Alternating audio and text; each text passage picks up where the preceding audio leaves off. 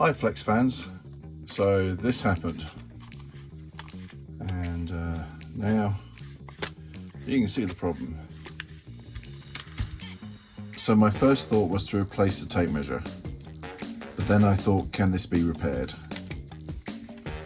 Whatever I repaired it with would need to be bendable and sticky, and I figured that regular tape wouldn't last very long, so I figured that flex tape would be the best solution to that. This video is sponsored by Flex Seal. Flex tape comes in a variety of colours and sizes, grey, black, clear and white, and I've also got here giant size that's 12 inches long.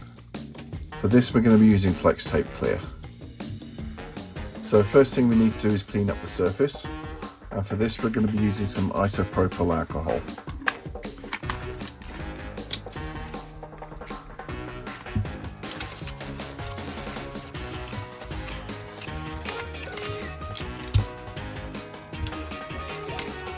So I'm going to cut a bit of Flex Tape Clear off, but I need it to be a little bit larger than the tape so I can trim it down so it fits correctly.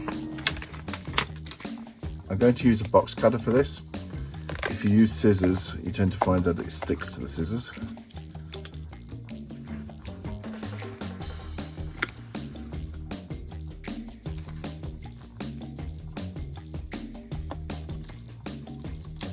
Flex tape is the stickiest substance I've come across, so you've got to be careful not to get your fingers on it or to stick the product to itself.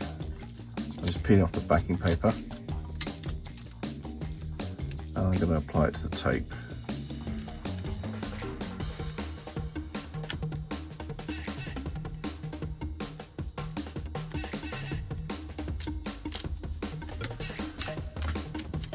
Just smoothing it down.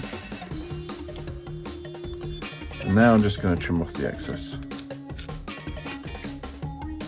And it's fixed.